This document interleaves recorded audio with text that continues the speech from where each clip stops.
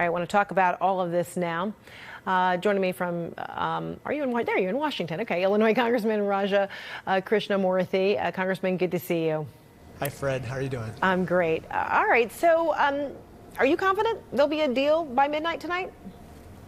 I feel confident. I think that Speaker Pelosi and the others have done a Herculean job at this point of pulling together this package. You know, we're at kind of a point the Friday before Christmas where if we don't deliver the stimulus package, it would be putting a lump of coal in everybody's stockings, and that's completely unacceptable at this point. And then how concerned are you that averting a government shutdown may not happen? Actually, on that score, I think that the negotiations have been going pretty well, and I think that we are looking at a good chance of completing that in short order. I think the stimulus is just taking longer because, as Manu just alluded, it's such a huge package. The text needs to be written for so many different programs, and it needs to all get ironed out very quickly. But I do feel confident that everything's going to come together by tonight. Okay. You wrote an op-ed on Medium and saying this, quote, "Without action by the end of this month, 12 million Americans will lose the unemployment benefits enacted through the stimulus, including gig workers who were eligible for benefits for the first time and others who receive 13 additional weeks of benefits. Many won't be able to pay their rent or mortgage.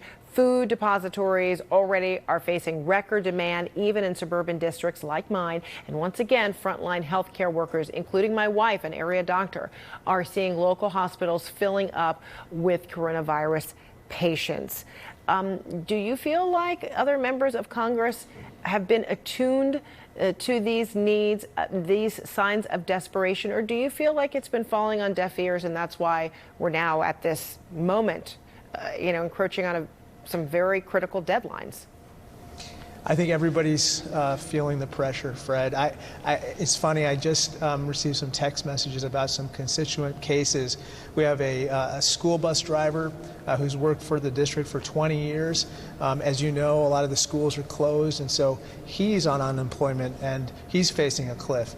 I have another text message showing that a waitress who's now suffered 3 different shutdowns of 3 different restaurants where she worked, also on unemployment and facing the cliff. So those cases and those types of stories abound, as you know, and they're afflicting constituents across the country. So right now, as we talk about football Sunday, for instance, we are at the 1-yard line. We can't have the Senate Republicans or anyone else fumble the ball. We got to get into the end zone and deliver this package right now.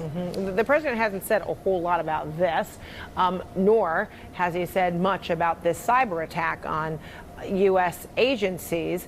And this morning, Congressman Adam Schiff, the chairman of the House Intelligence Committee, in which you are a member, said he doesn't think there's any question that Russia was behind this cyber attack. Then why, in your view, do you see that President Trump is taking a posture of protecting Russia by instead suggesting it must be China? This is crazy. All the evidence is pointing to Russia. It's the work of SVR, also known as Cozy Bear. And I mean, the persistent question with this president is, why does he keep cozying up to the Russians? Why does he not want to call them out? And why does he not want to make them pay a cost for this attack?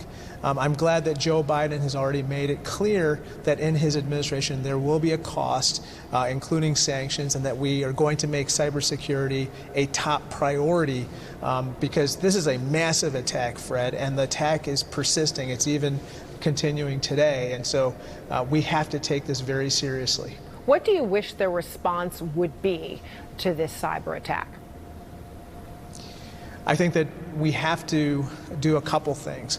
One, obviously, we have to hunt for the malware that's embedded within our cyber infrastructure, get rid of it, stand up new clean systems.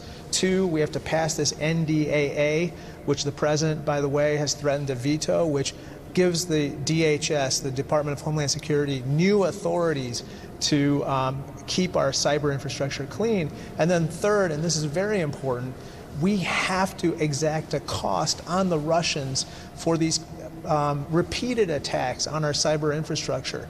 We haven't done so, even though we know that the Russians have wanted to make this type of attack on our supply chain repeatedly over the years, over the last 4 years. So now is the time to take significant action, and if we don't do so, we're just inviting more attacks.